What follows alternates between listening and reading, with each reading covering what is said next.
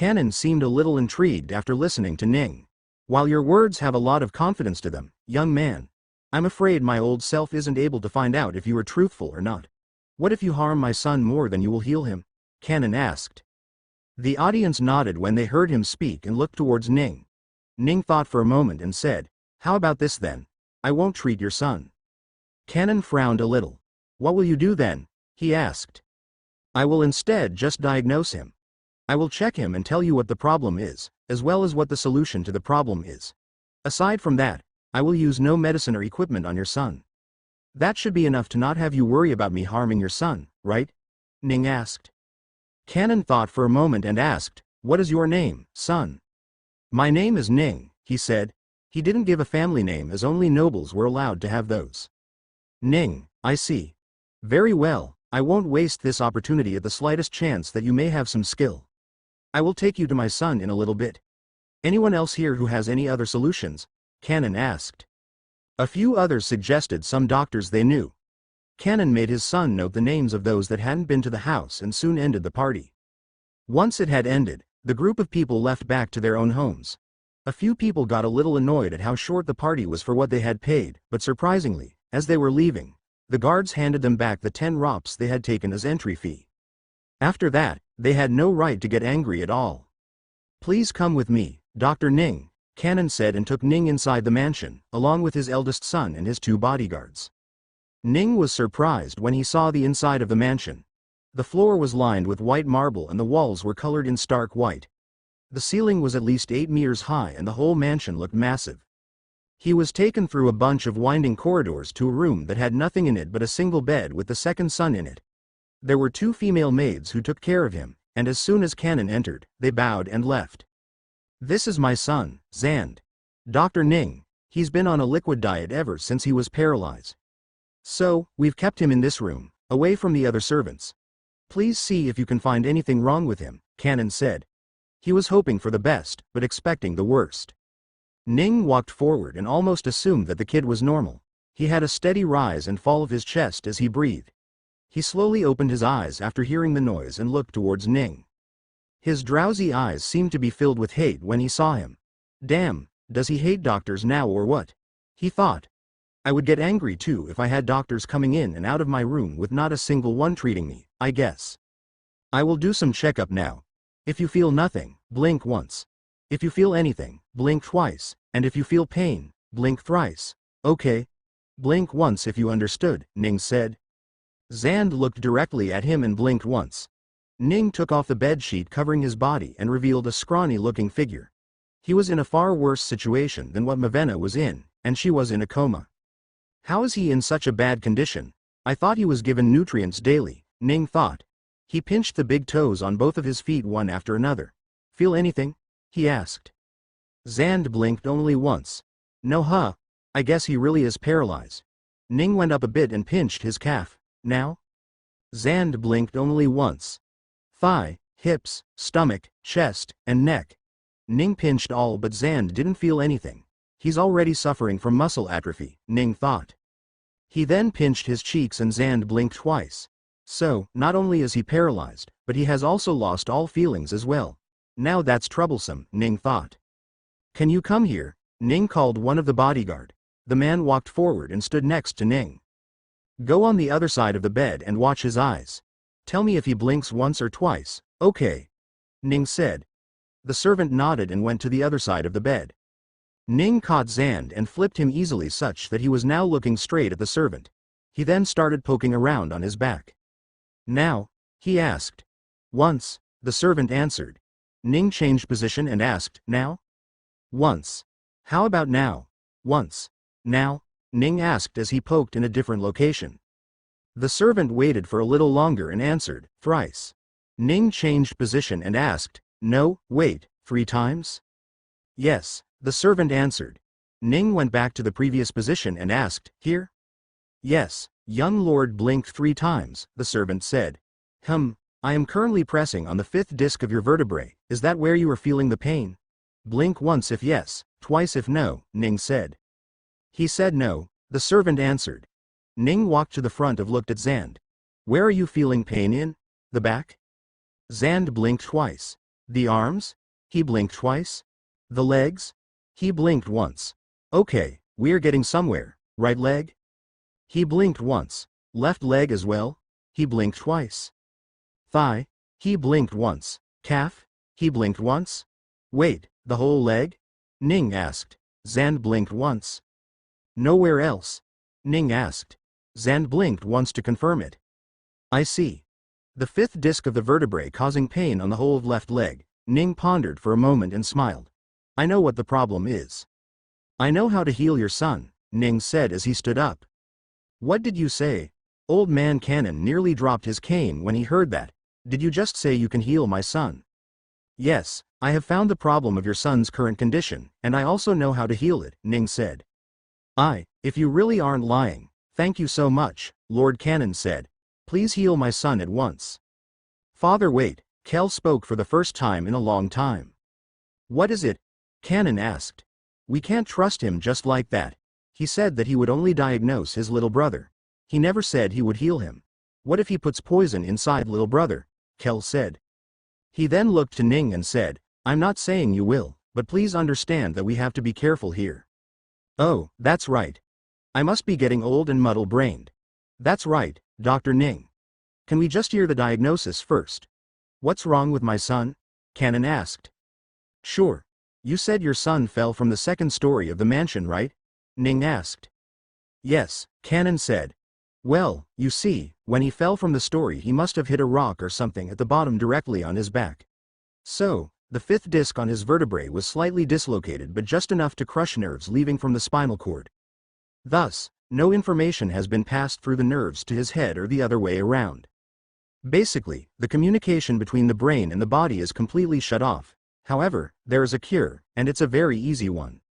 What I will do is give his body a little massage, so that the dislocated disc is back in place and the crushed nerves are released.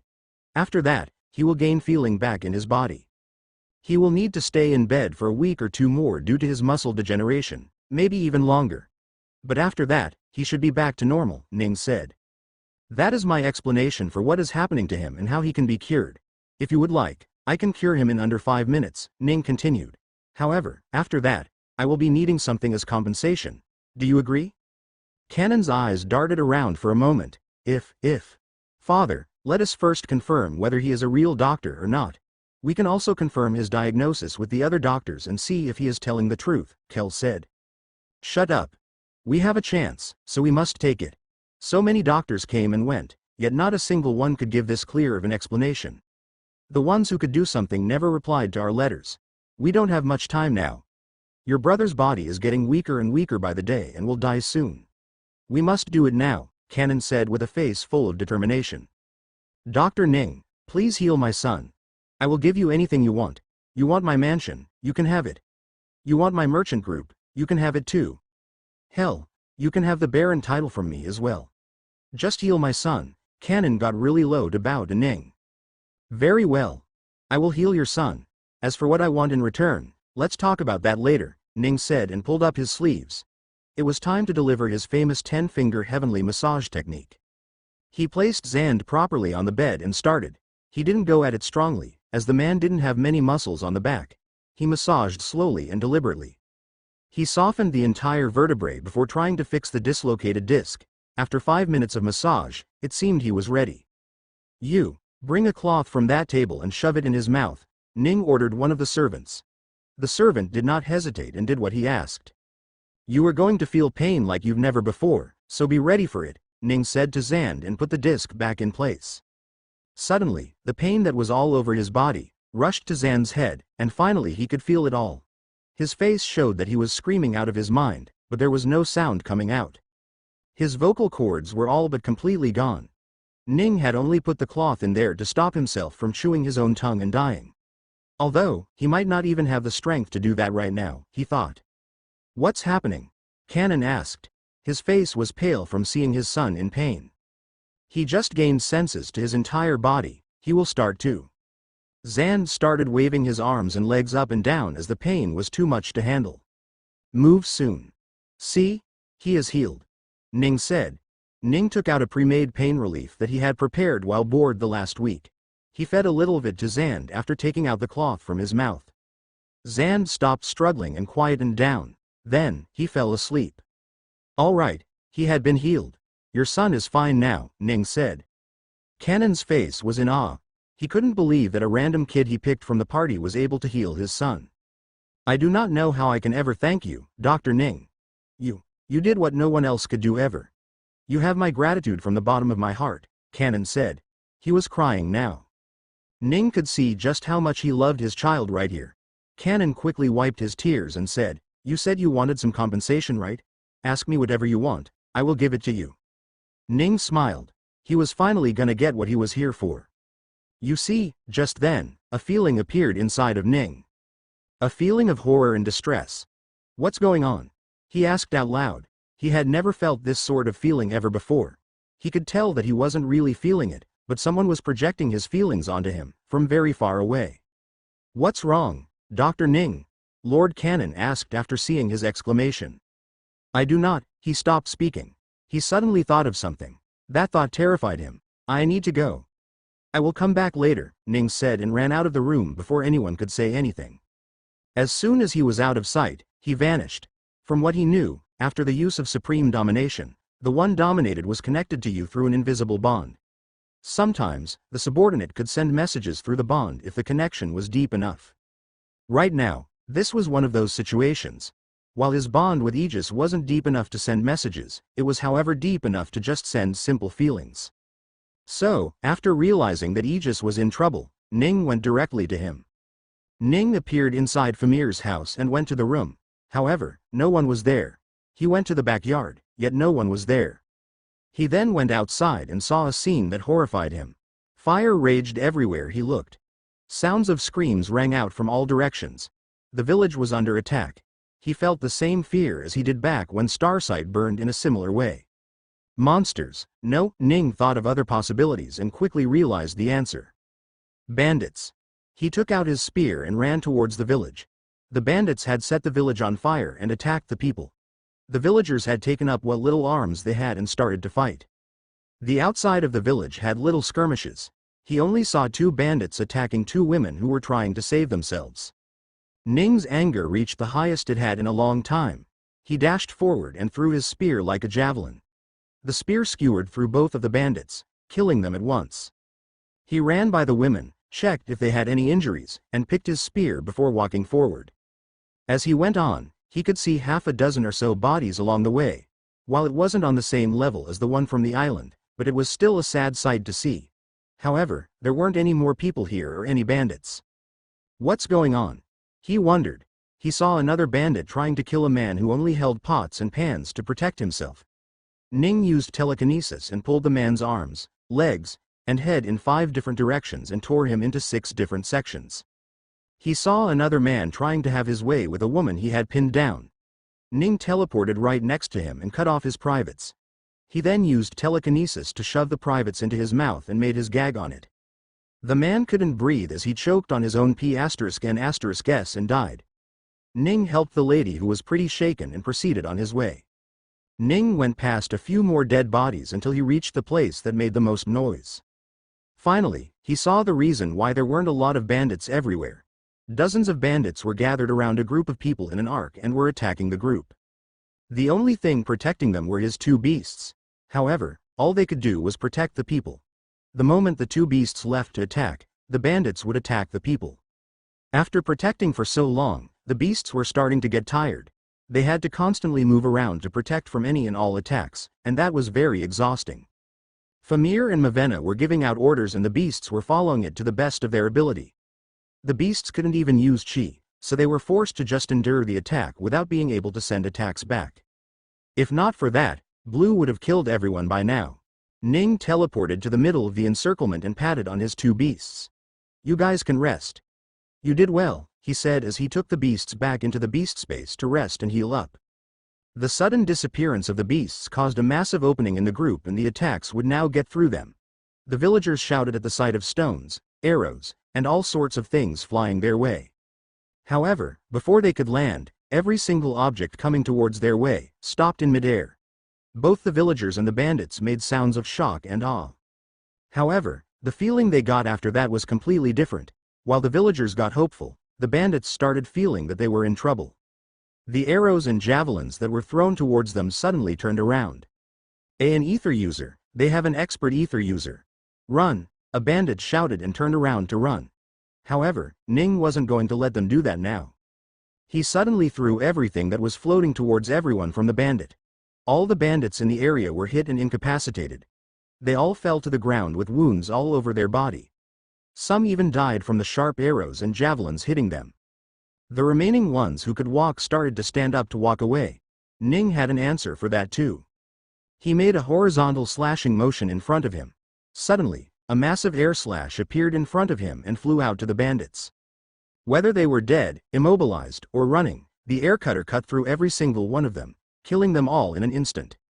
There was no sound from the bandit side as they weren't able to make any.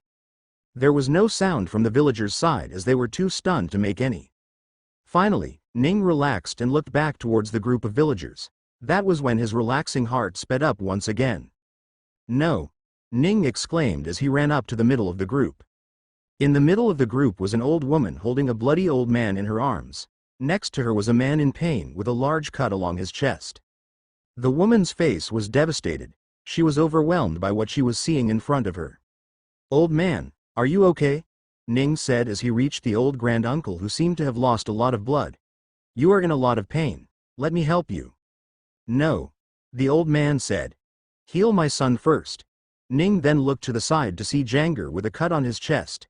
He had also lost a lot of blood and was on his last breath. "Don't worry, I will help you both," Ning said. Now wasn't the time to hide his abilities, so he decided to help them in the open. "System, heal them both," Ning said. "There is not enough energy. You can only save one person." "What?" Ning felt like he was just hit by a train. He quickly opened up his status and saw that he only had a couple 100 million energy left. That was only enough to heal one of these two completely.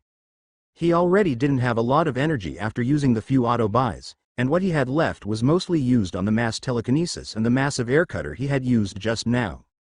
"No, isn't there any other way?" Ning asked the system. "Is the cap cooldown back online?" "You still have 13 hours left. No, try to save both of the." The old man suddenly grabbed his arms. "Go. Help my son. Worry about me later," he said. Ning came back to his senses. "Yes," he said. The old man had enough faculties such that Ning could probably treat him just with medicine. So, he walked forward to Janger and asked the system to heal him. Light shined from Janger's body as it was back to being fully healed with no injuries in sight.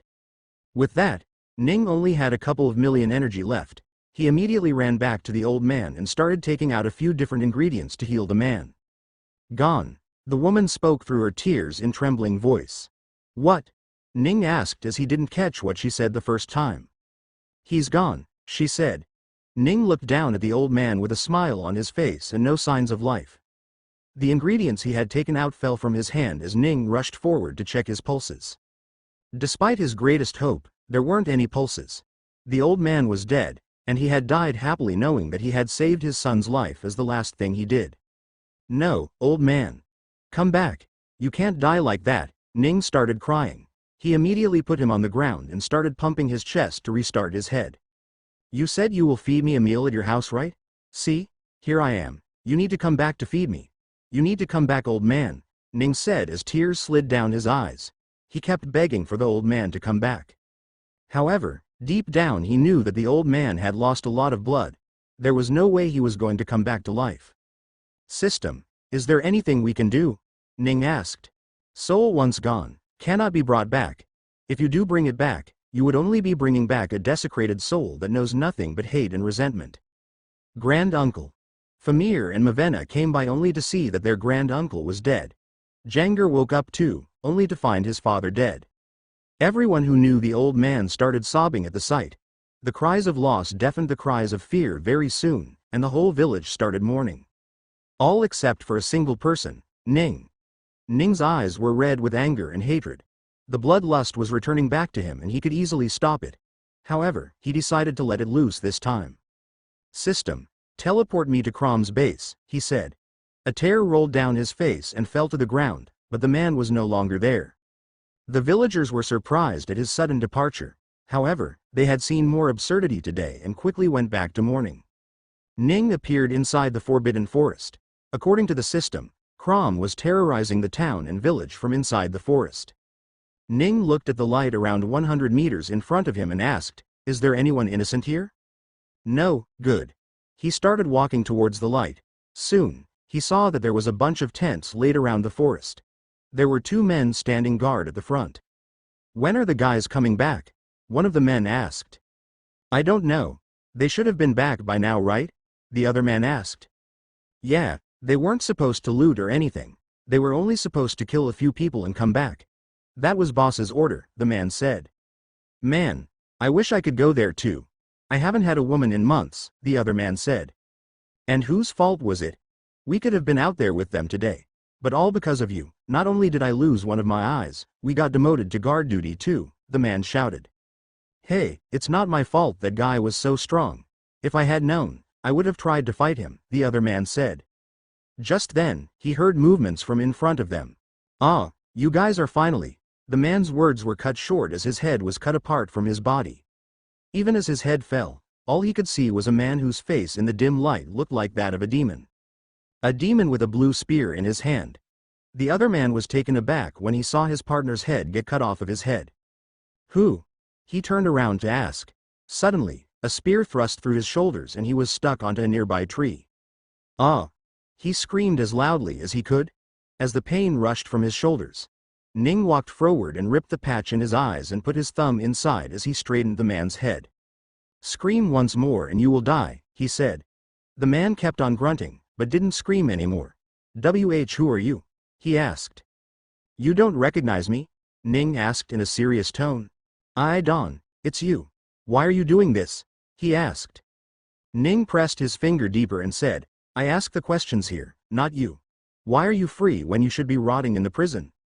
We have connections in the prison. Some of our people work there too," he said as he kept on grunting from the pain.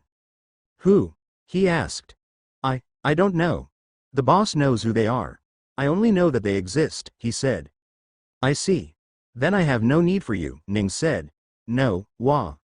Ning ripped his spear out while at the same time cutting the man through the heart. The man fell to the ground as blood gushed from his eyes and shoulders, but not a single sound escaped his mouth. The man was as dead as one could be. Ning looked at the tent closest to him and suddenly lit a tent on fire. He stood in front of the tent's opening and waiting. When the people inside started realizing that their tent was on fire, they started running out. At that moment, Ning cut every single person that walked out. Screams rang out from the people of the tent and soon all the tent had movements as they realized there was a problem. When they all walked out and saw that their members were dead, they immediately ran for a weapon and came charging at Ning. Ning's bloodlust kept on increasing as his fury reached its peak. The first man came in with sword and slashed towards Ning. Ning sidestepped the attack and punched him with his left hand. The man's skull broke apart as if it was an egg being crushed. Blood and brain matter scattered to the right of Ning as the remaining body was hurled into a tent far away. The bandits got scared. They couldn't understand what had just happened. Suddenly, one of the bandits started shouting with a quivering voice. "An enchanter," he shouted. The bandits finally realized what was happening. They believed that Ning was enchanting his body to become sturdier than it actually was. Ning didn't give a damn about what they thought and ran forward. The bandits were scared but they didn't believe that Ning could be strong enough to fight all of them at once. So, they threw caution to the wind and charged at Ning altogether. With every slice of his spear, a body was cut apart. With every punch and kick, somebody lost part of their body. With every use of telekinesis, somebody whose weight was less than him got thrown high into the air only to fall down and die. Ning went through the group of nearly 100, and death followed where he went. He made no distinguishment between men or women. Anyone that came at him got the same treatment. In less than 2 minutes nearly all of the bandits that charged his were dead. There were a few with just broken bones that lied on the ground unable to move. Ning used telekinesis to pull the tents and put it on top of all the bodies on the ground and lit fire to it. He walked towards the remaining bandits as the fire behind him started raging.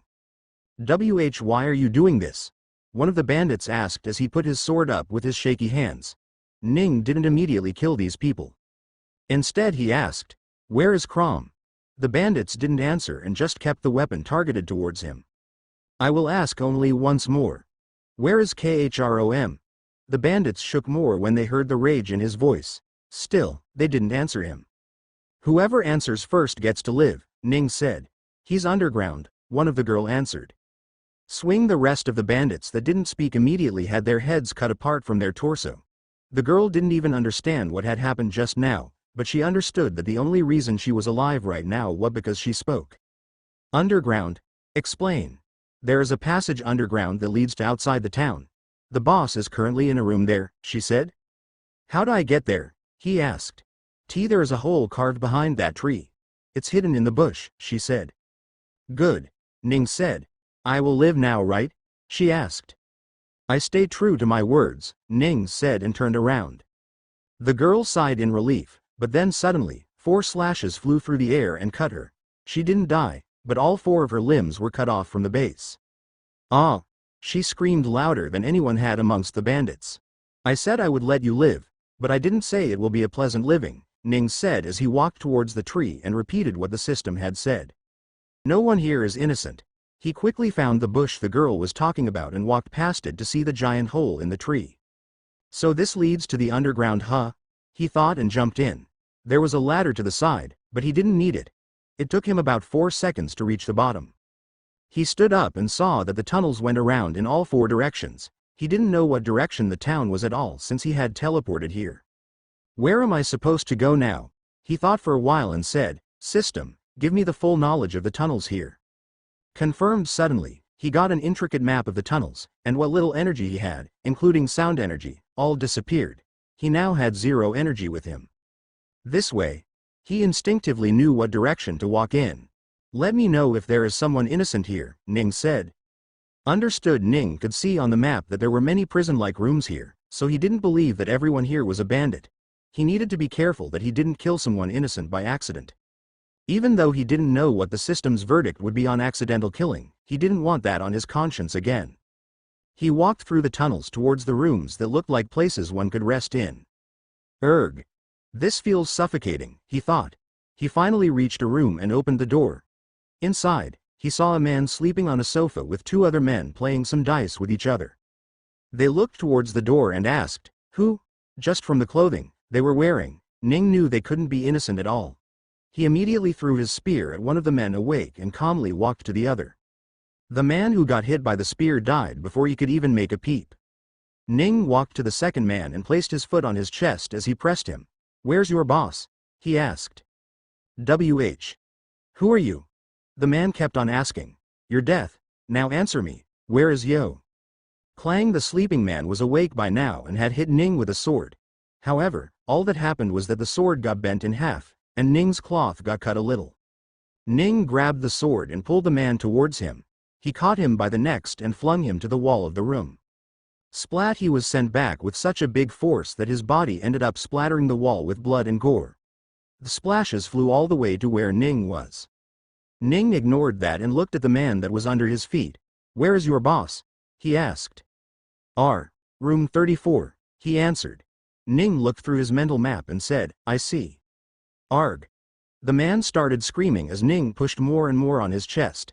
His ribs started cracking and soon punctured his organs inside, but Ning didn't stop. The sofa broke under the pressure and the man laid flat on the ground. Ning pushed until his leg went through the chest and came out the other side. Only then did he stop and pull his foot back out. He grabbed his spear and walked away. The room he was in was number 22. So, 34 was a dozen rooms down the tunnel. It wasn't a straight tunnel, so it would take him quite some time. He entered the next room that was 23 and found another group of bandits. These ones he killed without asking. Room 24 had a male and female bandit that was having the time of their life. Ning killed them both while they were in their bliss. He cleared rooms 25 to 28 in a similar fashion. In room 29 he had to finally stop to take in what was happening. Inside was a man having his way with a woman that seemed to not belong here. The woman was clearly kidnapped from somewhere. The most Ning would react at this sight was get taken aback a little and maybe get a little angry. However, when he saw that the man had abused the woman so much that she had cuts all over her body, and that he had already killed her and was now doing it with her corpse, he got mad. The man didn't seem to realize that someone was at the door, so when Ning suddenly attacked him, he was caught off guard. Ning was so seething with rage that he couldn't even speak. The very first thing he did was cut the man's payas and shove it into his mouth. However, he didn't push it deep enough to choke on it. That would be too lenient of a death. He then started cutting all over the man's body. The cuts were so tiny that individually it wouldn't be harmful, but together, they hurt a lot. Also, the places he made the cuts at, he would also crush all the bones there. He also cut off the man's ears and gouged out his eyes. Once he was broken and cut all over, Ning sat over his broken ribs and put a rag on his face. The man screamed very loudly and fainted from time to time, and each time, Ning woke him back up. "It seems you really like torturing others. Let's see how you like it when I do it to you," he said, and suddenly cut the man's left arm. He then held the arm over his face such that the blood from the arm dripped all over his face, waterboarding him in the process. Once the blood from the arms was empty, he cut the other arm and waterboarded him again. Once the arms were done, he went with the 2 legs. Through all the waterboarding, the man was somehow able to survive. Seeing this, Ning pushed his gag a little more in. Now, if the man wanted to live, he would have to swallow it whole with his broken teeth along with it. Ning walked to the lady's corpse and put a cloth on it before keeping it in his storage. Ning walked out, leaving the man limbless, with all of his bones broken, with cuts all over his body, gauging on his P***ns, without the ability to see or hear. Then, he cut the stones around the door and collapsed the door. The man would likely not live, but on the off chance he did, he would spend every waking hour wishing for someone to kill him off, yet unable to let anyone know about it. Ning bought a map of the tunnels with all of his energy and is making his way to room 34 where Crom is at. Ning found a few kidnapped people in the rooms between 30 and 33, as well as a few more people he had to kill. After saving the kidnapped people, he let them know which direction to go towards and he went towards room 34. Room 34 was situated at the center of the tunnel system and had easy access in all directions. So, Ning had to be extremely careful to not let the bandits know he was there. The lanterns along the walls flickered as Ning finally opened the door to room 34. The man inside reacted swiftly and looked up. He was an old man with a rough beard and a very well-built body. He was quite dirty and looked like he hadn't taken a bath for days. When he saw Ning with the bloody cloth, he quickly reacted and swiftly stored away all the money and other items he had in front of him. "Who are you? Where are my henchmen?" he asked. Ning looked at the man with a hint of surprise on his face.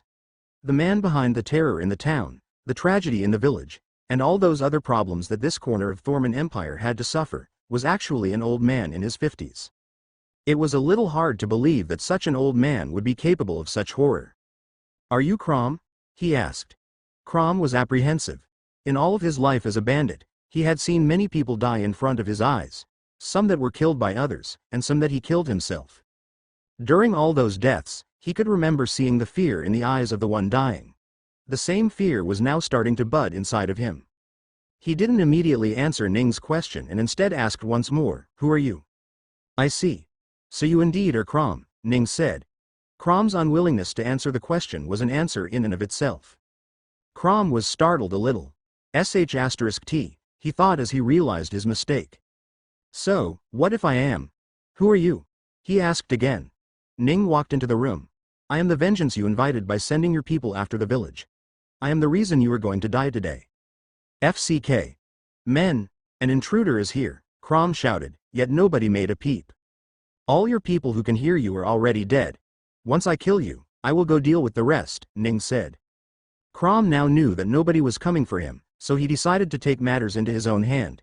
He put his hands up and suddenly some sort of liquid dropped all over Ning. Ning was a little surprised and looked at what was dropped on him. Water.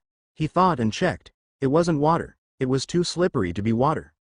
His eyes widened a little when he realized, oil. Ning burst into flames all of a sudden as the oil caught fire. "Die, idiot," Crom started laughing after seeing Ning fall for such an obvious attack. Oil and fire was one of the most well-known combo attacks that could take care of any unprepared opponent. "You think you can waltz in here and expect to leave alive, boy? I am Crom. The Crom that has been reigning this side of the empire for decades. A kid that is still wet behind the ears cannot do anything to me," Crom said. "Is that so?" Ning spoke. The fire still raged on him, but he was unaffected. Not only did he have a really strong body that didn't take damage easily, But he also had the heat ignorance skill that made it so that 15% of the heat-based damage ignored his body in general. Then, he walked forward. "Ho, how are you still standing? Yo, you, are you an enchanter?" Crom asked. He was finally starting to get a little scared. He stumbled on the chair he was sitting in and fell backward. Ning was now standing right in front of him. He squatted down to get up to Crom's level and asked, "Do you know what happens when you mix water with burning oil?" Crom shuddered. Ning smiled through the burning flames and said, "Boom." Boom, a loud explosion occurred as massive flames left Ning's body. The items in the room caught fire and so did Crom. He was now starting to burn along with everything in the room. Crom quickly created water to douse himself and put out the fire. His clothes were torn in places, his skin was red from the burns, and had lost almost all of the hair on his body. Ning was also no longer burning now. He took out a different grayish robe and wore it before walking up to Crom. "So you are an invoker, huh? Oil and fire, that was quite neat. Shame you had to fight me. Do you have any more tricks up your sleeve? Try it," Ning said. Crom suddenly swung his hand towards Ning. As he did that, a light flashed in his hand and it turned to a big sword. Clang, however, it did no damage to Ning. Crom's eyes shook in fear as he now understood the magnitude of danger he was in.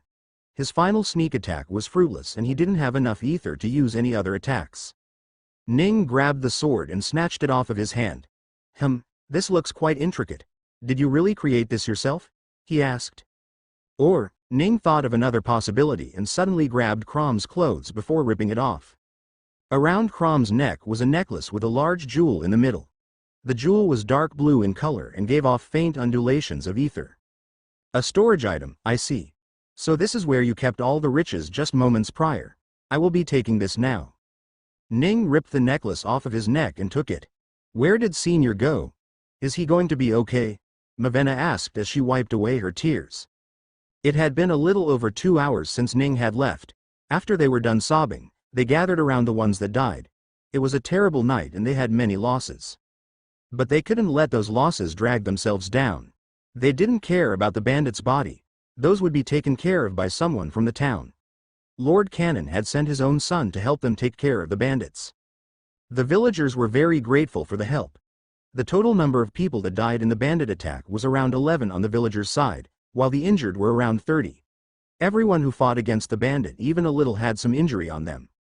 The Lord's son went around with people to deal with the injury of whoever was injured. "Sir, all the injured people have been treated and the bandits' corpses have been burned," a guard told Kel. Kel got close to the guard and asked, "Did you find out why they were all cut apart like that?" The guard got quiet too and whispered, "I tried asking around, but everyone is keeping a tight lip about it. Not a single one of them wants to speak about it. I think they are hiding an expert in the village." "That makes sense," Kel said. "All right, let's move out," Kel shouted and turned to leave. But just then, he saw someone approaching from far away. "Who is?" "Senior." Famir shouted and ran forward. However, when he reached near, he stopped. He turned around and caught his sister who was also running. Ning had a serious look on his face, more serious than anything the two siblings had ever seen. Behind him was a naked man, all bloody, being dragged since God knew where. Ning ignored the two siblings and walked to the center of the village, right next to where Kel was standing at, and threw the man in front of the villagers. The villagers gasped when they saw the man. The man had no eyes, no ears, no fingernails, missing toes, half his skin missing, and the other half burnt. Ning looked to the villagers and said, "This is Crom, the boss of the bandits that were behind today's tragedy. Do what you will with him." Then he left. The villagers, the guards, and even Kel himself were stunned. Kel looked at the half-dead man in front of him in horror. "This is Crom?" He couldn't help but ask. "Doctor, wait!" Kel shouted. "You said this was Crom? Where did you find him? How did you find him?" Ning turned around and glared at Kel, who took a step back after seeing the anger in Ning's eyes. Ning ignored the son and turned to the crowd. He didn't say anything else and simply nodded towards them. The crowd hesitated a little, but then Janger walked forward. "This is the bastard who is behind my father's death," he said angrily. He looked around for a broken piece of wood and started beating Crom with it. Bam bam bam, the crowd shuddered with every hit. Then, another man who had lost his wife in the attack tonight also walked forward and started beating him. Then came a father who lost his son, a mother who lost her daughter. A wife who lost her husband. A daughter who lost her father. Everyone from the crowd picked up a piece of wood or stone and started barraging the man on the ground. Even as the hits landed on him, the man never made a sound. Ning had made sure to gag him properly so that he didn't make a single sound. Ning watched from the side and was constantly getting ticked off as he looked at the man getting beat. Just before coming here, he had asked the man a few questions. The answers he had gotten were something that was constantly eating up his free thought and made it impossible to think of anything. He started remembering what had happened an hour ago. "Why did you send people to attack the village?" Ning asked Crom, who was down on his knees. What villager? I don't know any village," Crom said. "Don't lie to me, bastard," Ning said as he pulled what remaining hair Crom had on his head.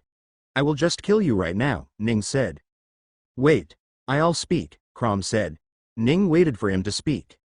"I was ordered to attack the village and kill a few people there," Crom said. "What? Ordered?" Ning was surprised.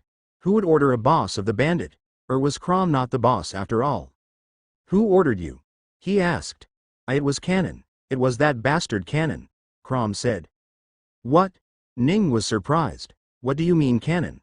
We have a pact with each other. He lets us hide out here and doesn't come after us, and in return, we do a few things he asks," Crom said. "Like?" Ning asked. "I don't know. It's usually just secretly killing people that we find in the forest or poison someone's food in the village," Crom said. "What?" Ning pulled his hair tighter. "You're lying," he said. No. Believe me. We've been doing that for over 3 years ever since we came here," Crom said. 3 years. That was around the time Janger's brother died, a lumberjack who was crushed by a tree he cut. Thinking about it, he also remembered another thing Janger had mentioned. The village is cursed. Every month or two, someone dies here. Ning couldn't believe it. What Crom said matched what Janger had said. **T. He thought. While it was possible that Cannon was doing all of these, it was also possible that Crom was simply lying. Ning had no way of finding out either. "I wish I could use supreme dominance on him right now," he thought. Unfortunately, he was all out of energy. "Fine. I will learn about the truth once I get energy later on," he thought. And then, he tortured Crom a little more before he started dragging him throughout the tunnels. Everywhere he went, Ning killed the bandits and freed those who were captured. Once he got out of the tunnel near the town, he then dragged him all the way back to the village. Crom was dead. Without a shadow of a doubt, he was dead. After being beaten to such a state, if he was still alive, he would truly deserve to live. Unfortunately, he wasn't that lucky. Ning looked at Kel, who was looking at the dead Crom in horror. Rich kid reared in safety. He probably hasn't seen the true horrors of the world yet, Ning thought. Could such a person's father truly be capable of sending so many people to their death? He wondered. He remembered the sweet old man that had thanked him after he healed his child. That man knew love, could he truly? His son. Ning's eyes widened when he remembered about Zand. His son was paralyzed for quite a while, right? Could it be that he partnered up with Crom for this particular reason? He wondered. Ning couldn't understand why though. Killing people won't save a paralyzed child at all. He has no reason to. "Senior." Famir shook him back awake. What is it?" Ning asked. "He's dead. What should we do with his body?" Famir asked as he pointed to Crom's corpse. Ning gritted his teeth and said, "Just chop him to pieces and feed him to the dogs." Famir got a little confused. "What's a dog?" he asked. Never mind. Just let the guards handle his corpse," Ning said. Then, he remembered something. "How did you say your father was found again?" he asked. "Oh, it was one of Lord Cannon's men. I don't think he's here today," Famir said. "Are you sure your father fell to death?" Ning asked. "Yes. He died while trying to get the fruit for sister," Famir said with a guilty voice. He blamed himself for his father's death. "How did your father's body look?" Ning asked. Famir shuddered a bit. "Why are you asking these questions, senior? Can I not answer?"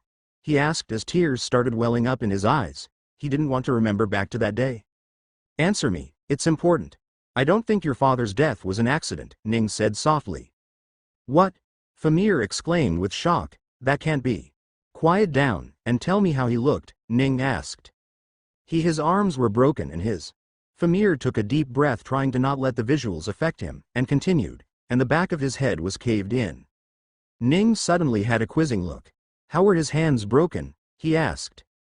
Right here, it was bent backward, Famir said as he pointed to his elbow. Any other damage? Ning asked. No, not really, Famir said. Broken arm, broken skull, and yet no damage to the body. This sounds like assault rather than an accident. Was he killed by Cannon's men and then that man reported it as an accident? Ning wondered. Did Famir's father know something? Does this village know something? Why would Cannon want to kill the village? Ning couldn't understand. Senior, let's go, Famir said and took him along. Ning didn't know where he was taking him, but it looked important. When he reached the place, he finally realized. Oh, he said. It was the funeral. 10 bodies lay on top of a pile of firewood. 10 people walked to the front of the bodies, each with an unlit torch. All 10 of them put the end of their torch on a fire that was previously prepared and then went to their individual families' corpses to burn the funeral pyre. The fire raged and everyone got silent for a while. They prayed for the people who died, and the ones who had to keep living without them.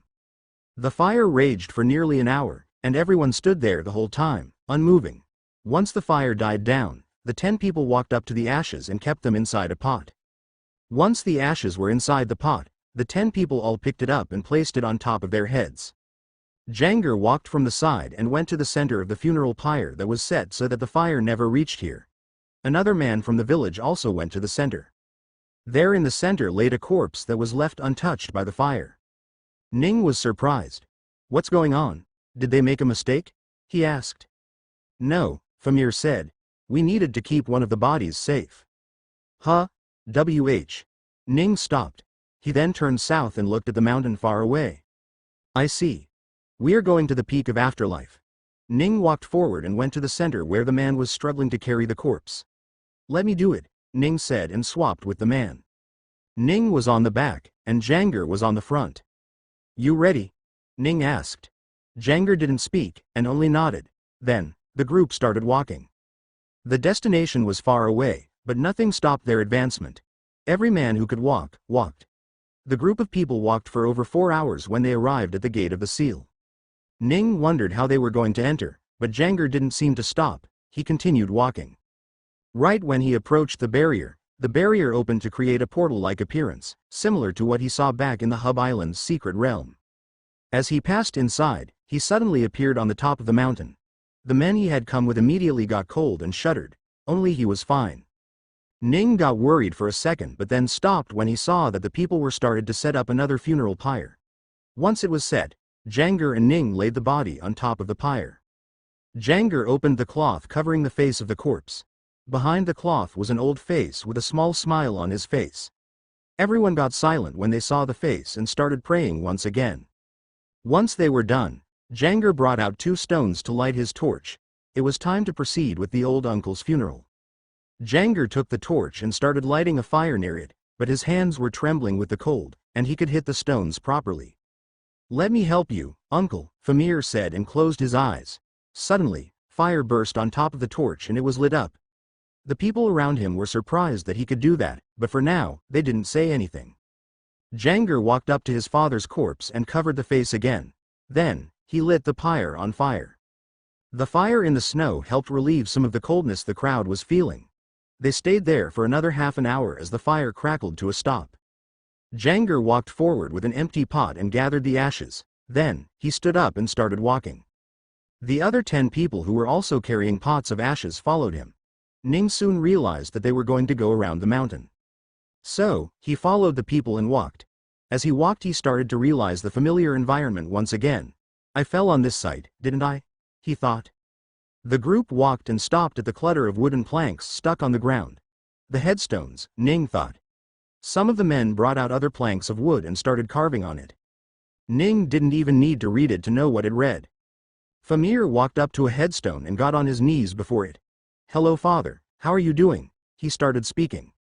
Ning watched as the other people also got on their knees and started speaking with the headstones there. Everyone here has lost someone, he thought. As Janger had mentioned, every month or 2, somebody in the village died. So, by now every single person had to attend the funeral of their family. Ning still remembered the first funeral he had attended, his parents'. It was a rainy day and he was mostly unsure about what had happened.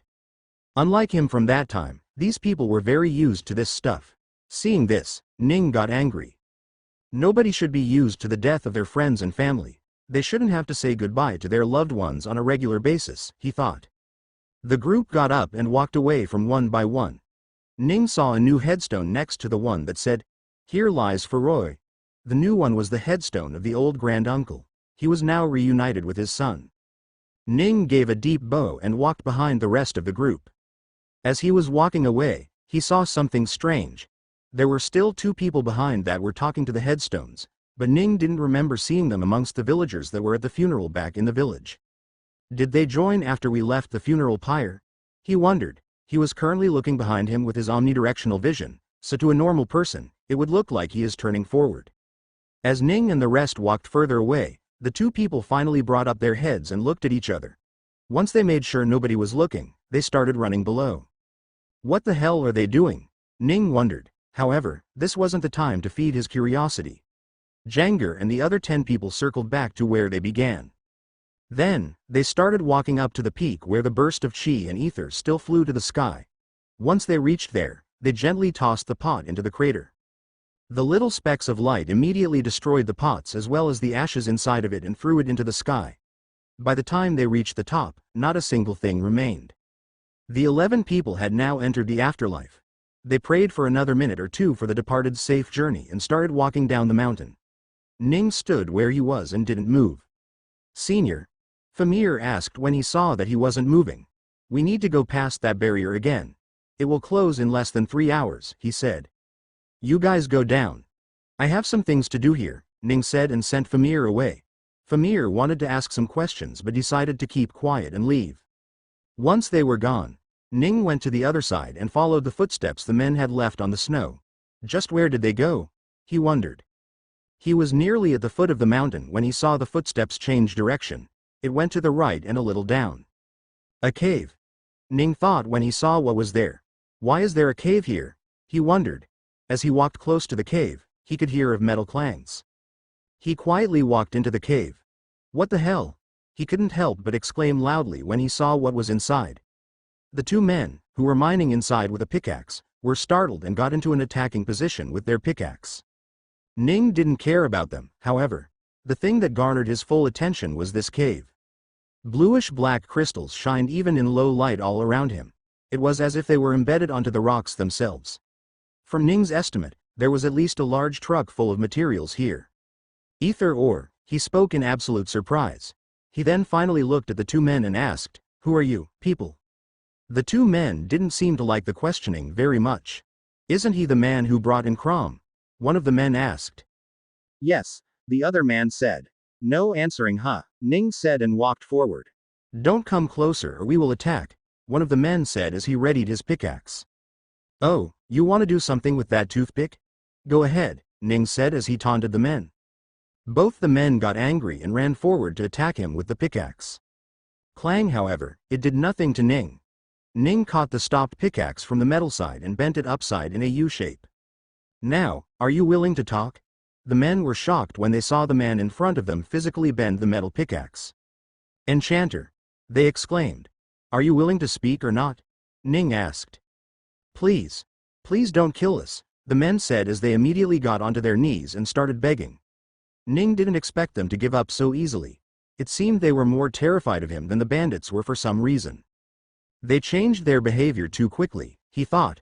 One moment they attacked him, and another moment they were begging. "Who are you people and why do you know about this cave?" Ning asked. One of the men trembled and slowly opened his mouth. "We cannot say that," he said. Ning got ticked off. "Very well, I don't need two people to answer me anyway. Just one of you is enough. The other can go and die," he said. "Wait, no, please. We really cannot answer. They will kill our families if we tell you," one of the men said. Ning stopped. "What?" he asked. "Yes. They have our family hostage, and unless we do what they say, they will kill our family," the man said. "So, we really cannot say anything." The system had made no effort whatsoever to stop him from killing them. It knew he was going to. That meant that these two weren't innocent whatsoever. However, if they really were forced to do what they did, then there was no way he would feel good after punishing them. Tisk. Just then, he thought of something. He didn't want to believe this thought as he wanted to believe that it was a coincidence. But he could not ignore the truth once it was this close to him. Ning took a deep breath and asked, "It is Cannon, isn't it? The one threatening you?" The men kept quiet, but their eyes flashed a hint of surprise. That was enough for Ning to figure out he was correct. "No, I need to be 100% sure he is not lying," he thought. Suddenly, the pores on his body opened up as a massive amount of ether entered his body, instantly filling his 640 million caps for the day. While his sea of ether could only collect so much ether, he himself on the other hand was free to collect as much as he could.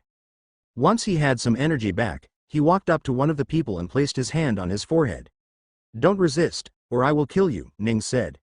Supreme domination. The man made no peep whatsoever as he was taken in by Ning as a subordinate. Once the domination was complete, Ning asked him once more. "Is your family hostage?" "Yes," the man answered with no hesitation whatsoever. The other man didn't understand what was happening. "Is it Cannon who has your family hostage?" he asked. "Yes." Ning fell into thought and thought of more questions to ask. "Have you ever killed anyone from the village?" he asked. "No," the man answered. Ning was surprised. "What do they make you do then?" he asked. "Every time someone from the village dies, the villagers come by to peak of afterlife to part away with the ashes of the dead. During that time, we are made to mine as much as we can and get out within the time limit," the man said. "So, the reason the villagers are killed is simply so that they can open the seal to the mountain?" Ning asked with anger in his voice. "I believe so," the man said. The other man sat there, dumbfounded at the fact that his partner was spilling all the beans with zero hesitation. Ning on the other hand was in deep thought. Things were finally starting to make sense. Ning formed a timeline of the events in his mind. That old man's son fell and got paralyzed 3 years ago. He tried to heal him, but couldn't. He probably needed more money. Then he came to find out about this place somehow. Since then, he made a pact with Crom to let him have free reign over the territory as long as he killed a few villagers once every month or two. So, the old man must be using this cave as his financial source, Ning thought. However, one thing still didn't make sense. The motivation didn't add up at all. Sure, the man needed more money and so he mined this place, but he should have gotten enough money as the ether ores sold for a lot. Why did he still continue to kill the villagers? He wondered. Did he have a taste of the sweet money and couldn't stop doing what he did? He wondered. Whatever, I will go ask him right now, he thought. "Leave," Ning ordered the 2 men in front of him. The one subordinate left without any emotions on his face, while the other man was scared the entire time. Ning looked at the cave and sighed. He wanted to mine it too, but there were more important things to do now. So, he took in what little ether ore was on the ground and walked out. He teleported over to the edge of the barrier that had brought him to the top and walked out. The 2 people he had just sent away would still take a bit longer to arrive here, while Famir and the rest had already walked away quite far. He looked to the distance and saw them going back to the village. With nothing to carry around this time, they would likely cut the travel time by almost half. With nothing else to do, he decided to go to the Cannon mansion right now and interrogate the old man. So, he teleported. He arrived at the open room where the second son was kept. However, the second son was no longer there anymore. Instead, all Ning could see was pooled up blood on the ground. Next to his feet were 2 dead bodies, both of which belonged to the 2 maids that looked after the second son. What the FCK? Ning stood where he had appeared. Below him, he could see the 2 women's dead bodies. From what Ning could see, they seemed to have been cut across their chest with a sword. The white marbled floor had blood pooled up in it. The walls had splashes of red on what should have otherwise just been white. Ning was very confused as to what was going on. Did the remaining bandits come to attack after learning that their boss died? Ning thought. That was a genuine possibility. From the bandits' perspective, somebody invaded their secret hideout and everyone died. The only one who had enough manpower, as well as knowledge of their hideout, was Cannon. It must be that, Ning thought and decided to walk out of the room. As soon as he stepped out, he stepped on more blood. He looked down and saw a dead man. Cannon's bodyguard. Ning thought in surprise. This was the same bodyguard that had helped him with Zan's diagnosis yesterday. Just a day later, he was dead. Another sword attack, Ning thought as he looked at the massive gash on the man's body. He walked out of the corridor and could hear cries of terror from somewhere far away. Clang clang, he heard sounds of sword fight from just around the corner. Ah! A man cried out and fell down. Suddenly, from behind the corner, old man Cannon walked out with his second son in his clutches. Ning saw him limping around and almost wanted to cry out in happiness. The man got what he deserved. However, that wasn't the emotions Ning was feeling right now. When he saw the old man's crying face with terror written all over it, he felt sorry for the old man. Old man Cannon stopped when he saw Ning standing a little further away from him. His emotions changed from helplessness, to hope, to back to despair. Doctor, help me," he shouted. Ning didn't want to help at all, but he also didn't want to see the innocent son die due to the mistakes of his father. "Doctor, please. Take my son and the old man cried out. Swing, swing, swing. The old man cried out and fell over. There were 4 arrows stuck to his back. Ning was stunned and stood right where he was. He couldn't see the attacker or the arrow. Another arrow appeared out of nowhere and went into the old man's head. It managed to break his head and blood as well as brain matter flowed out. The old man was dead. Og! A sound appeared from below the old man. The second son was healed enough now that he could make simple sounds. He cried out when he saw his father die right in front of him. Footsteps sounded from behind the corner once more as the attacker appeared. When Ning saw who it was, he was surprised. "It's you? How could it be you?" he asked. "Oh, you are here, huh, doctor? Good. I won't have to go find you to kill you. You are the root of my problems today anyway. I will only find solace after I kill you," the attacker said. "But first, let me kill my little brother." The attacker was none other than Kel Cannon. A sword suddenly appeared on his hand, and he swung down at the immobilized Zand. Ning reacted immediately and pushed him back with telekinesis, but he still managed to cut his brother's arm off. Ag! A hoarse sound left the second brother's mouth as he cried in agony. "System, how much energy to heal him altogether?" Ning asked. "Less than you will need 520 million energy greater than, so expensive. It's just a paralyzed body though," Ning thought. "Whatever, heal him." Light shined on Zan's body and soon he was healed. His cut hand rejoined, his slowly healing paralysis healed in an instant, and his body was back to looking like a normal healthy body with good proportionate muscles and bones. Ning lifted him up and said, "Run away from here. I will stop your brother." Zand was surprised at what had just happened, however, he didn't have the luxury to stand around. He looked towards his father's corpse with dreaded eyes, looked at his brother with fury, and turned around to run away. Seeing the kid gone, Ning turned to look at Kel who was standing up after being pushed away. "Huh? Where did my brother go?" he asked, but quickly forgot about him as the problematic man was in front of him. Ning's face couldn't help but keep showing surprise. "Why are you attacking your own father and brother?" he asked. "It's all because of you, you bastard. You ruined my perfect plan to get richer and become a higher-ranked noble. First, you heal my stupid little brother that I had paralyzed, then you went and killed Crom. Tell me, who gave you the information about Crom's base? I need to get rid of them if they are on my team," Kel said. Ning's eyes slowly started shining as he realized what was happening. "Ah, I see. So when they were talking about Cannon, they weren't talking about your father. They were talking about you," Ning said. He finally understood the misunderstandings he had from not realizing that Cannon was just a surname and could be referring to any of the 3. Since he had been in the party where big figures were present, they would only call the old man Cannon and refer to the younger ones by their name. However, the normal folks couldn't show a noble such disrespect and called every one of the family members a Cannon. "So you were the one behind the killings in the village for the last 3 years, for the bandit attack last night, and in some ways, you were responsible for the death of the old uncle," Ning said as fury started raging back in his eyes. "Stop talking so much you idiot and die," Kel shouted. Suddenly, Ning was doused in oil once again. *T, another invoker. While Ning was doused in oil, he knew what was going to happen next. So, he immediately used telekinesis to throw away the oil from all over his body. The fire appeared on the cloth in his chest, but Ning simply dabbed it out. "What?" Kel was surprised for a moment before he realized. "I see, you are an enchanter. I've never fought another ether user before. It seems I will have to get serious." A bow appeared on his hand all of a sudden. It was a dark green-colored bow with a relatively simple design. Kel caught the string with his 2 fingers and pulled it. Even as he did that, something appeared in the empty space of the bow's string. A small brown object appeared that elongated until it reached the front of the bow. There, a small sharp metal piece appeared on it.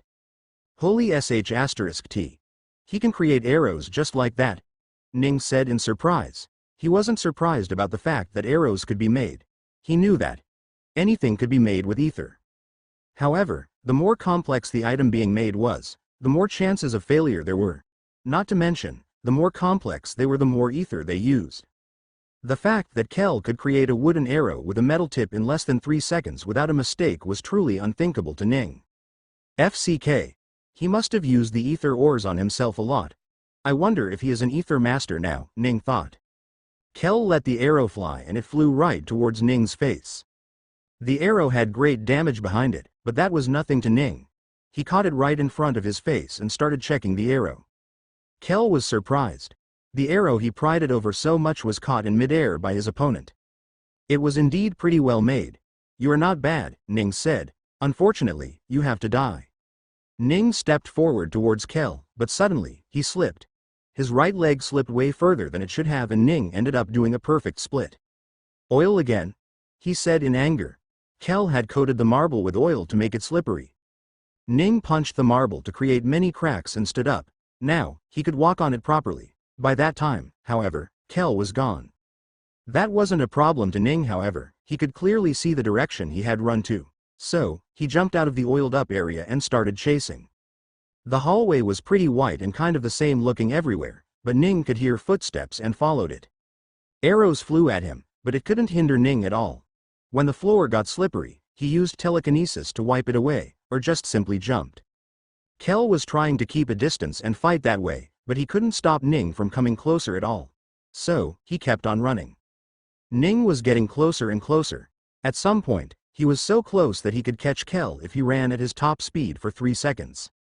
Kel attacked with his arrows once again, but Ning just twisted his head and dodged it.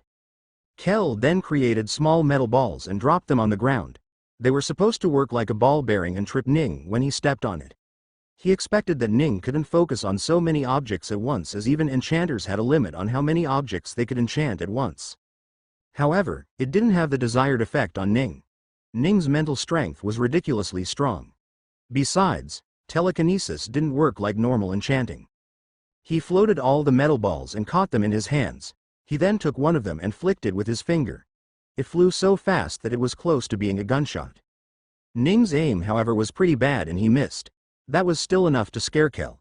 Kel created a metal shield and turned around to block the attack. Ning sent another metal ball flying toward Kel and sent Kel stumbling backward. Suddenly, Kel tripped over something and fell down. When he looked at what it was, he shuddered. It was the corpse of his dead father that he had killed. Now that corpse was going to be the death of him. Please spare me. I can give you all the money I made, Kel said with a quivering voice. I don't want money. I want answers and then I want vengeance, Ning said. I will answer. I will answer everything you want, just dawn. Swing swing, 2 arrows went through Kel's head and he fell to the floor, dead. What the? Ning was surprised once more. From around the corner, the second brother appeared with a bloody arrow in his hand. When he got to the dead body of his brother, he kicked him away from his father and walked up to it again. He flipped it to have the chest upright and stabbed him right through the heart with the arrow. Die, die, die, die, die, die, he shouted. Kel was already dead, but Zand wasn't satisfied. Ning watched from the side as the younger brother stabbed his elder brother in the chest over 20 times. By the end of it, Kel's body was practically unrecognizable. When he was done, he dropped the arrow and walked over to his father's body. He picked it up and embraced it in his arms. Then, he cried. The house was silent and his cries were the only sound that ran around the house. He cried at the tragedy he had just witnessed. He cried for seeing his own father die in front of him. He cried for having to kill his own brother. He cried and let go of all the tears he had accumulated for the past 3 years. He forgot about everything but the pain and tragedy and just cried. Lord Canon, are you all right? The stronger guards heard the news of the massacre in the mansion and came running in. When they arrived, they were presented with quite a few dead guards and maids, followed by the young lord and their lord. Zand was still holding his father and crying, but the sound had quietened a lot by now. Ning was still to the side looking at the scene in front of him with a sad but frowning face. He wanted some answers, yet the perpetrator was dead. However, he didn't have the heart to scold someone like Zand right now. Don't move, the guards shouted as they pointed their spears towards Ning. Ning couldn't help but frown when he saw this. He wasn't in the mood to fight with random people right now. Drop your weapons, Zand ordered suddenly. Young lord, but this man. He is my savior. Treat him with respect, he shouted again. His body was fully healed so he didn't need to worry about overexerting it right now. Ning looked at Zand with a hint of surprise. It seemed that despite the tragedy he just had to go through, he was still conscious enough about the surroundings that he didn't let Ning get harassed by his soldiers. Ning sighed. I'm leaving, he said and walked out. As soon as he was out of anyone's vision, he teleported to Famir's place. Senior. You're back, Mavenna said with a little bit of surprise. Oh my god, what happened to you? She asked in concern. Despite having changed his clothes after his raid on the bandit, he had yet again managed to ruin this cloth. Sigh, don't mind this. I'm not in a mood to talk, I just want to go rest, he said and walked into one of the rooms and lay down on the bed. He also felt a little bloated since he hadn't yet refined the ether he had gained in the cave. He needed to purify it so he could add more. However, sleep came first. He didn't see any dreams or nightmares. He just slept peacefully. Senior. Ning woke up from his sleep after who knew how many hours. He looked to the side and saw that Famir was back. Oh, you returned? All right, go away for now. Let me sleep, Ning said and went back to sleep. Senior, there is somebody here to meet you, Famir said. Who? Ning asked as he stood up. In front of him was a man slightly older than Famir, but way more mature. He was wearing white robes and pants. It was unusual to see someone so colorless in this place. What are you doing here? He asked in confusion as he looked at the man in front of him. It was none other than Zand. Zand looked a lot more noble-like now, but the white didn't really suit him. I'm here for my father's funeral, doctor, Zand said. Your father's funeral? Ning was a little surprised. It had only been a few hours, and yet Zand had not only fixed his mood but was already here to cremate his father. I thought you would be more devastated by your father's death. How did you get over the pain so easily? Ning asked. Well, I'm still sad, but I couldn't keep on crying. It is up to me to become the new lord of the family and deal with the different problems. Besides, 3 days is surprisingly enough for one to get his emotions under check, Zand said. Huh? 3 days? What 3 days? Ning asked. Senior, it's been 3 days since you started sleeping, Famir said. I was worried something must have happened to you, but Mavenna stopped me from waking you up. I wouldn't have woken you up now either, but this felt like a real emergency, Famir said. I slept for 3 days. Ning was a little surprised. Ning had forgotten now that he didn't have access to chi, he was just a mortal. Thanks to his body and early level ether, he could go by without sleep for a while. However, going without sleep for as long as he did was really not advised at all. Finally, his fatigue and lack of sleep had all caught up to him. Sigh, I should take care of my body more, Ning said to himself. So, you said you were here for your father's funeral, right? Ning asked. Yes. I wanted to send him away at the peak of afterlife, as well as the rest of the people. At the same time, I also want to see the cave that turned my brother into the maniac he was, Zand said. Sigh, okay. Let's go. I wanted to go back sometimes too, Ning said and stood up. He told Famir to just stay there by himself with his sister while he went with Zand. Ning walked outside to see nearly 50 men with some sort of pot above their heads. Did so many people die? Ning asked. My brother killed a lot of people that were in the house that day just to get to me, so, over 50 people ended up dying. Their family members came for the funeral. Today, I will take them to the peak of afterlife and help their family members reach the heavens, Zand said with a proud and determined face. Good luck, kid, Ning said and decided to follow them. By the way, doctor. When I was paralyzed, I heard that you made a pact or some sort of bet with my father. Did you ever get paid for it? Zand asked. Yes, I did make a bet, and I won. Although I couldn't use it at the time, I still had a bet with your father. He was supposed to listen to what I say, Ning said. Doctor, while I may not be my father, I can certainly fulfill his bet on his behalf, Zand started speaking. Oh, you can? Ning was a little surprised that a person that been in paralysis for so long was going to answer him. However, he needed answers, so he agreed to ask. Let's start with, Why were you paralyzed in the first place? Did you really fall from the second story of your house? Ning asked. The group had already started moving. Zand kept quiet for a while and finally spoke, yes, I did. Well, I was thrown off of it to be exact. Ning got a little curious. I think I will have to explain from the beginning really, he said. When my mother gave birth to me, my mother's body grew weak and she started easily contracting illness. Right around when I was 11, she died after a long battle with a disease. Just like today, I had walked all the way up to the mountain peak back then too, Zand said. My father and brother were there as well. When we were going around, I got cold and fell down the back of the mountain. That was how we came to discover a cave with ether ores there. Father wanted to mine it, but we couldn't get out hands on it due to the seal's requirement of entry. So, my father forgot about it. However, my brother never did. Only, he didn't have any methods of gaining entry to the mountain either. That was until he went to the town over and learned about Crom. He recruited Crom and made him move to this town. Then, he gave him the task of killing a person or two every month. During that time, he would send his own men to peek with every funeral group and mine a little, Zand said. How do you know all of this? I thought you were completely paralyzed with no way of knowing, Ning asked. I asked a few people in the last 3 days. When I threatened a few close people to him with execution, they spilled the bean pretty easily. Besides, I was there when he made the plan as well, Zand said. You were there? Ning asked with confusion. Yes. One day when father was out on a merchant trip, he called Crom to our mansion under a disguise and called me too to take part in the planning. When I heard what horrible things he wanted to do for the money, I told him I would tell everything to father. In hindsight, that was stupid of me. But, I never thought my brother, no, that monster was capable of what he did. Before Crom could even do anything, he grabbed me and dragged me onto the balcony before throwing me off of it. Luckily, I landed on the grass and survived, but unluckily, I was paralyzed. Since the servants found me, he couldn't kill me off, but since I was paralyzed he didn't need to.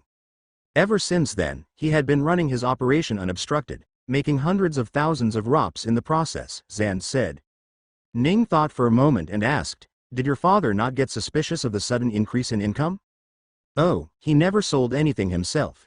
He sold the ores through the bandits. He would give the bandits the task of selling the ores, and they in return would get a cut of the money. I wonder what would have happened if he ever told the bandits the location of the ores. I doubt any of the village or town folks would be alive at all given how lucrative that would have been to them, Zand said. Ning remembered the pile of rops that Crom had when he had entered his room. That necklace that held the money was still with him and had yet to check it. How do you know he made Crom sell all of it? Did his people tell you that too? Ning asked. Well, yes, but I already knew that beforehand. Every time he was about to get his money, he would come to my room and boast it to me. He would tell me what sort of idiotic mistakes I did by not helping him, that bastard. He would sometimes come in and tell me how he destroyed all the letters that were being sent to the Pestonia Empire. If they had gotten my letter, I would have likely been treated by now, Zand said. I wanted to beat him, even kill him then and there, but I couldn't. I was paralyzed. So, all I could do was wait and bide my time. Thankfully, since I was planning to go to the university in the Empire very soon, my father had bought me a rather expensive ether absorption method. I spent all my time absorbing it. That was how I got this strong, Zand said as he made a fist. I got strong enough to kill that monster in one shot. Goddammit, I should have killed him the moment I got my movement back, but I was too weak and couldn't think properly. If I had killed him, then father would still be alive right now, Zand said and started tearing up again. Ning looked up and said, so all the problems that the villagers and the town folks faced are gone now, right? Zand wiped his tears and said, yes, they're all gone. The villagers can finally rest in peace. Maybe I should go apologize to them for what my brother did. Ning thought for a while and said, don't. Zand was a little surprised and looked at him. Let them stay happy in ignorance. They think they lost their lost one to unfortunate causes. If they find out your family was behind it, they will hate you forever. Instead, if you want to atone for the sins of your brother, try to make this a better place for them to live in, Ning said. Yes, I shall, Zand nodded. Oh, right. I nearly forgot, what was it that you wanted to talk about with my father? If it's something I can help with, please tell me. You are my benefactor, and I will do anything you ask for. Ning thought for a second and said, well, there are a few things you can do for me. Clang clang clang, a constant sound rang out from the cave at the bottom of the peak of afterlife. Zand and his guards watched in awe as Ning single-handedly started tearing down the very hard ether ores. Ning stopped and looked back. I thought I told you guys you could leave? Ah, yes. We were about to leave, but I thought you might need some help so I brought these guys here, Zand said. Ning looked at the people behind Zand and shook his head. They will be nothing but a hindrance. Take them back, Ning said. Zand didn't expect anything other to come out of Ning's mouth after seeing how good he was. Very well, we shall leave. Doctor, please come by the mansion when you are ready, Zand said and bowed. Ning nodded and went back to destroying the cave. It had been 15 minutes since the old man Cannon's funeral. Ning had stayed up there until the funeral was complete and the old man's ashes were sent to heaven. Ning had then decided to come down here and harvest as much as he could before the seal would close. He had his mid-grade spirit artifact spear that he was using to cut cross hatches on the ores before punching them into pieces. He continued doing that for the next 3 hours and finally stopped. It was time to leave. He teleported to the gate of the seal and walked out. He looked back at the gate and the seal naturally returned behind him. Once no one was inside the mountain, the seal regenerated on its own. I will need to find a dead body again in 2 months to pass through here, huh? He thought. Why'd I even need a dead body in the first place? Isn't this supposed to be a naturally formed seal? He didn't bother wasting energy to find answers, however. There were always going to be unique places all over the world, and it wasn't necessary for him to understand everything. Besides, sometimes things happened just because. He checked into his storage space and nodded before teleporting back to the village. He appeared right in front of Famir and Mavenna. They were a little surprised to see him teleport, but it seemed that they were used to it by now. Are you guys all right? He asked. Yes, we are fine, they answered. How are the villagers holding up? It's been a few days, right? Ning asked. Well, the atmosphere is still a little sad, but people are returning to their daily life. I think they are used to death by now, Famir said with a sad voice. Ning sighed. That shouldn't have been the case, but Kel got greedy and started killing people. Senior, about the thing you told me before we went to the funeral, is that true? Famir asked. It took a moment for Ning to understand what he was talking about. He wants to know if his father was killed, huh? He thought. Ning remembered what he had told Zand just a few hours ago, and decided to follow the same thing by himself. However, just before he did, he stopped and instead said, yes, I was right. That indeed happened. The feeling of sadness and rage could be seen in Famir's eyes. His father was murdered and he wanted to take revenge. Mavenna was a little surprised when she saw those emotions in her brother's eyes. She was very confused about what was going on. Ning, however, just shook his head. He's already dead. The culprit, I mean, he's already dead. I killed him, Ning said. Famir's eyes blanked. You killed him? He asked with a blank face.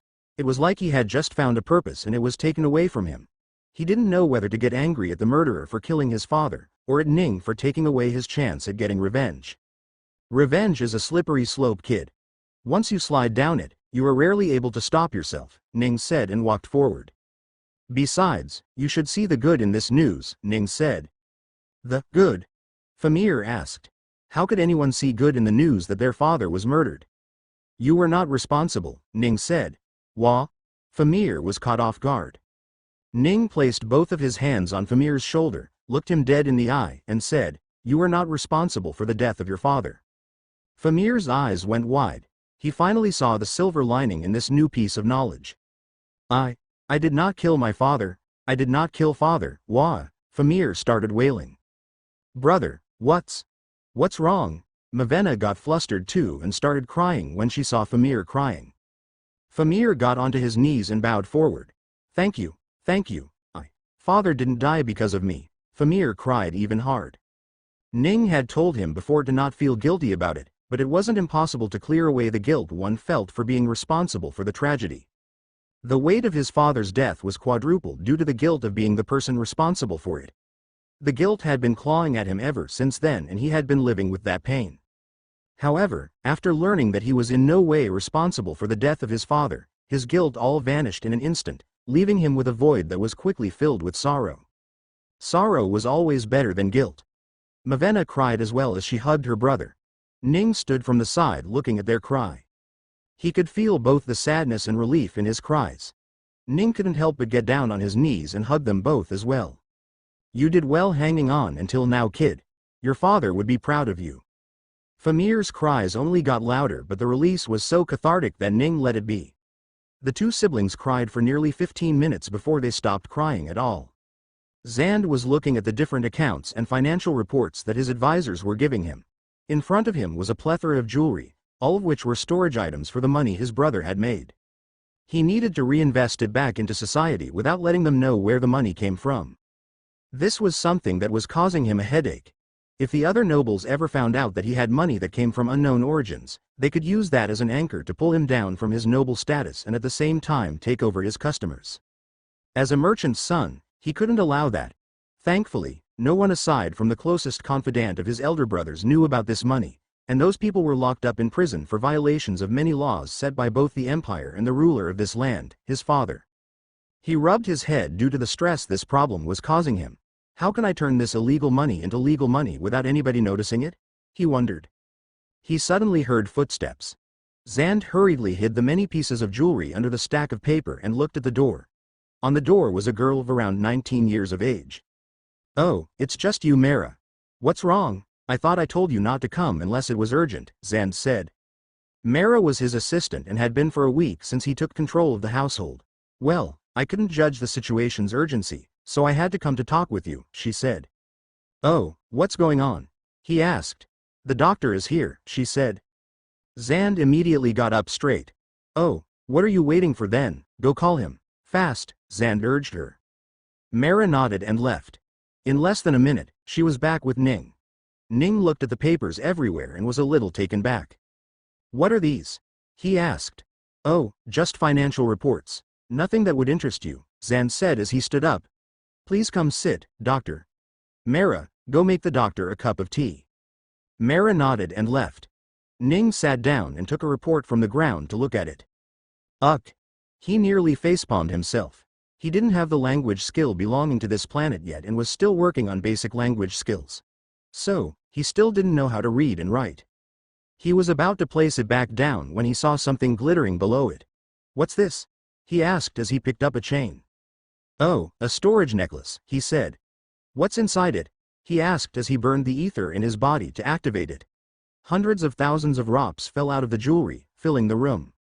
Holy **T. Just how much did your brother make? Ning asked as he brought in everything.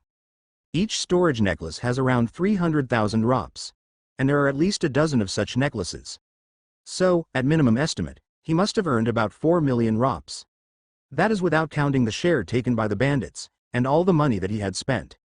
In total, he must have sold at least 5 million drops worth of ether ore. My father was titled a baron when the Cannon Merchant Group was able to earn 1 million drops in profit in less than a decade.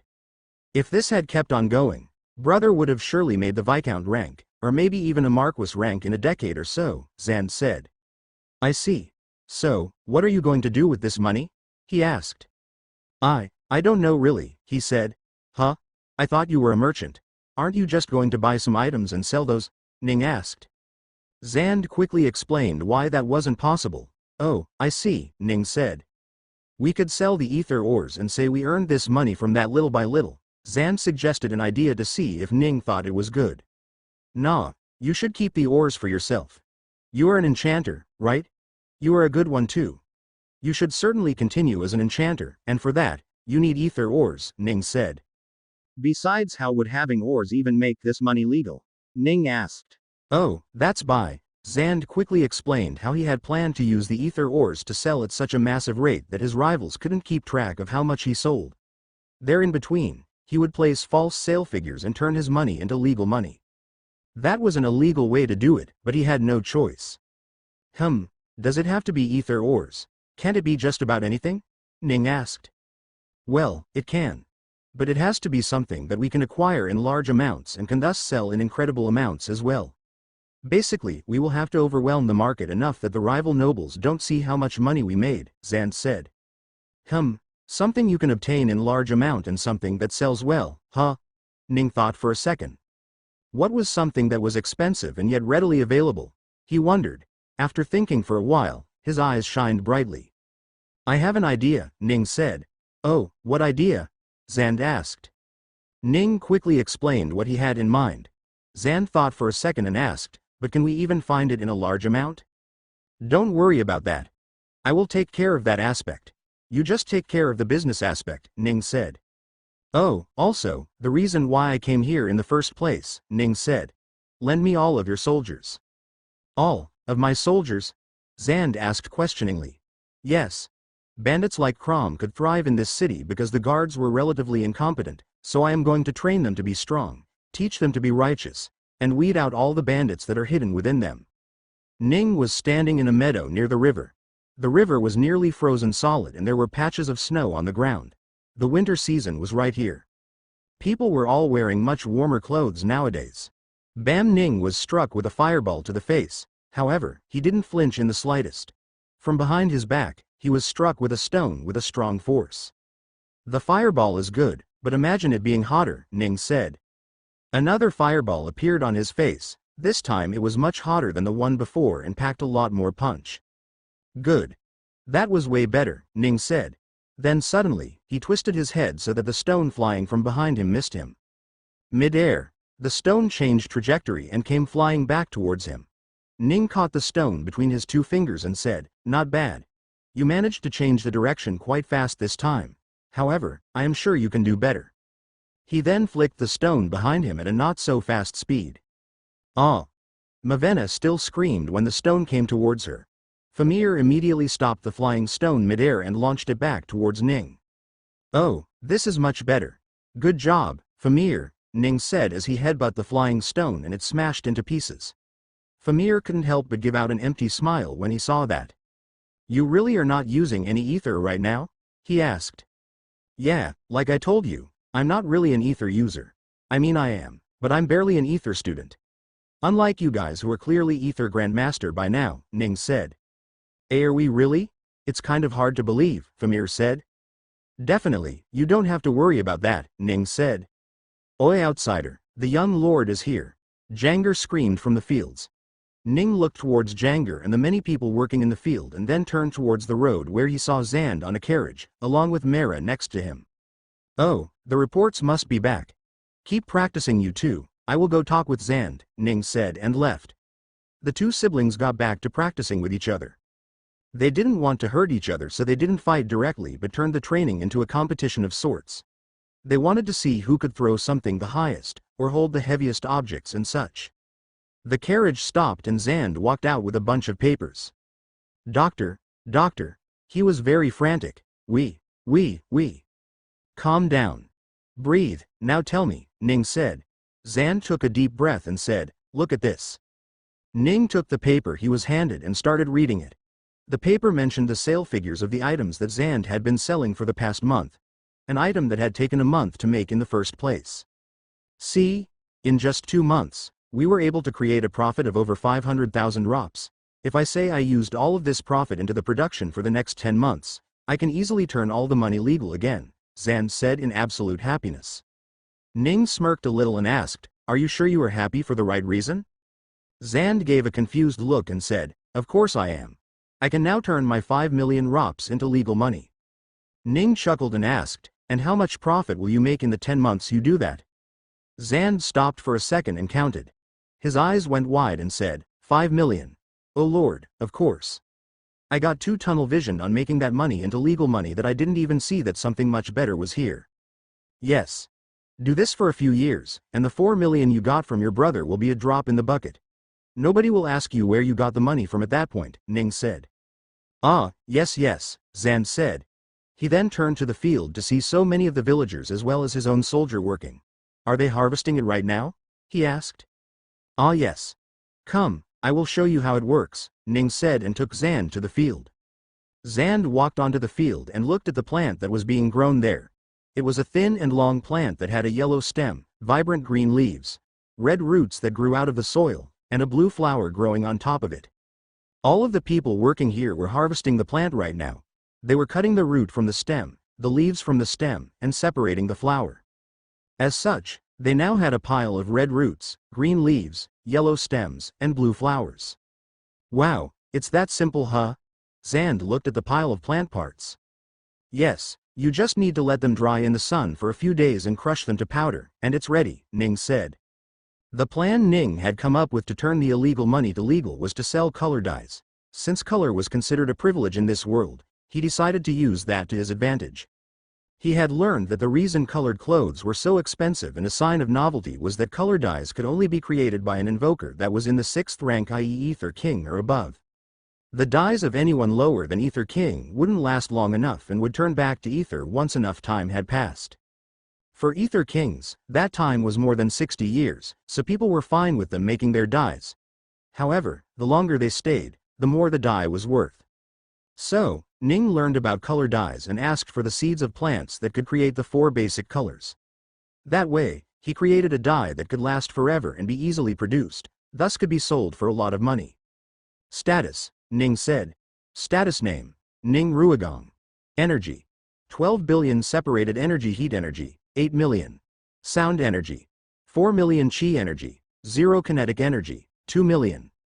Ether energy, 11.99 billion skills.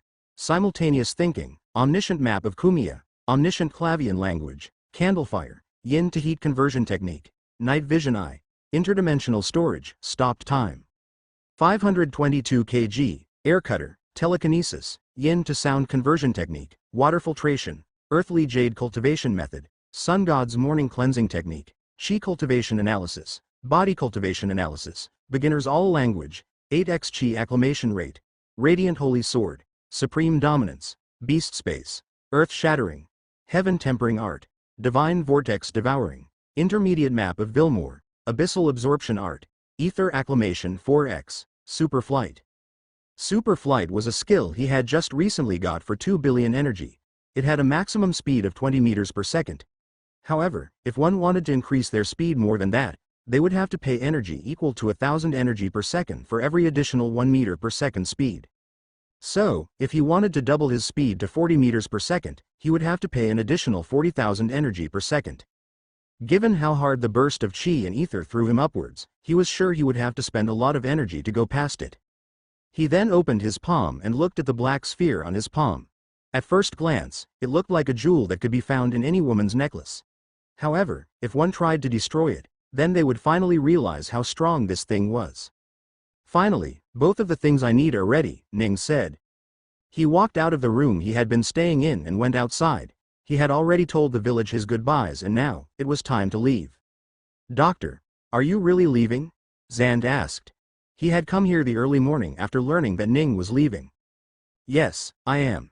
You guys can come to say goodbye though, he said as he smiled towards Zand and the siblings. Famir and Mavenna were teared up. Even Zand was getting a little sentimental. So, how are you going to leave? Just disappear like you always do? How do you even do that? Famir asked. Ning hadn't explained anything about his abilities. Well, I can't really explain it. It's just something I can do. There are not many people like me who can either, he said. Anyway, before I go, I need your help. Yes, they asked. Grab my hand. Ning put his hard forward. The 3 of them grabbed his hand and suddenly, their surroundings changed. What? They screamed out in surprise. They hadn't teleported yet and didn't understand what had just happened. They looked around and realized that they had suddenly appeared next to the seal of the mountain. This is teleportation, Ning said. Something you guys will be able to do once you learn enchanting to a high enough level, Ning said. We can? They all asked. Well, you will need a very large amount of ether to do so, as well as imagination. Not to mention, a lot of other problems such as where you will appear, or what would happen if you arrive in the middle of a wall, and such. You guys don't have to worry about it now though, Ning said. The 3 of them got hopeful about their future. Also Zand, make sure these 2 get into a good academy. My books will help the 3 of you a lot, but just learning normal stuff from school is good too. The trend changes every day and my books can't teach that. I promise, Doctor. I will make sure the 2 siblings will have the best life out there, Zand promised. Good, anyway, it's time for me to leave, Ning said. Where are you going, Doctor? Pestonia? Cloaca? Wapan? Zand asked. Ning smiled. I am going in there, he said as he pointed behind him. Huh? The group was a little surprised. Inside the peak of afterlife? Zand asked. Yes, Ning said. But, Senior, you will need a corpse to enter, Famir reminded him. Don't worry. I've got that covered, he said. Suddenly, the light formed in front of him that took the shape of a human. When the light died down, the three were flabbergasted to see another Ning lying on the ground. Ning quickly put a cloth on top of him and gave an embarrassed smile. He had forgotten to tell the system to give it cloth. It must be living to be dead, right? Ning asked himself. Suddenly, Ning lost all control of his body and fell to the ground. Senior, Famir immediately ran up to catch him, however, his sound came from the other side. I'm right here. The other body suddenly stood up. The three started to get scared. The body that appeared out of nowhere spoke like it was Ning. Are you really Senior? Mavenna asked. Haha, of course, I am. Now, Zand, go take Mavenna and close her eyes, Ning said. What? Zand was a little surprised. Ning nodded to tell him what he heard was right, so he took Mavenna away while he watched himself. Ning then looked at Famir and said, Kill me. What? I can't do that, Famir shouted. It's okay. I don't have pain receptors. I won't feel any pain. Just use your strongest technique and blow my head away. Remember though, you can't half-ass it. I need to die, Ning said. But I can't kill you, Senior, Famir said. Didn't you see what just happened? You can kill me, come on, Ning started encouraging him. Famir looked to the side and nodded. He would do it. A few rocks that were laying on the ground floated up next to him. He started putting a spin on the stones and threw them forward with a massive force. The stones hit Knight all over his body, creating multiple holes all over him. Ning then fell onto the ground, dead. There you go. We have a corpse now. Ning stood upon his body to the side and walked over to his other body. He took out a white cloth and properly wrapped his body. Famir was dumbfounded seeing Ning with different bodies. How are you doing that? Are you not a human? He asked. Not really, Ning said. I used to be one, but then I died and now I'm just an afterimage of my former self. A better, much wiser one perhaps, though. You, are a ghost? Famir asked. By this point, Zand had also returned with Mavenna by this point. Ning thought for a moment. Ghost, huh? I've honestly never thought about it. Maybe I am. Maybe I am not. What I am is just a consciousness that can never die, Ning said. Never die? Zand and Famir looked really surprised. Yes, Ning said. Although you shouldn't be so jealous of me. With how good your talents are, you can surely live for hundreds of years as well. Maybe when I come back, you guys will still be alive, Ning said. The three got a little sentimental when they heard it. Anyway, let's go in. I need to leave soon, Ning said. He floated his body with telekinesis and walked in. The seal opened around him as he carried the dead body in. The three also followed him inside and were teleported to the top of the mountain. That one is teleportation too, although not as simple as mine. This one disorients you a little. If you ever imagine teleporting, imagine the one I did, Ning said. He tossed his dead body into the light and it was suddenly sprayed as a rain of blood on the other side. Thankfully, the kids couldn't see it. Ning then took out the black sphere and swapped bodies. He took his original body inside his storage space and hovered in midair as the sphere. The kids were surprised once more as to where he went to. I'm right, he spoke from the black sphere. The group of three was surprised to see him speak through a small piece of jewelry. Are you dead now? Mavenna asked. No, I'm not. One thing you guys can count on is I never die. I can promise you that, Ning said. Alright guys, take care of yourself. Be sure to learn things and teach others. Help those that need it and be kind to them. I will leave now, Ning said. Wait, Senior. Ning was about to fly into the crater when Famir stopped him. What is it? He asked.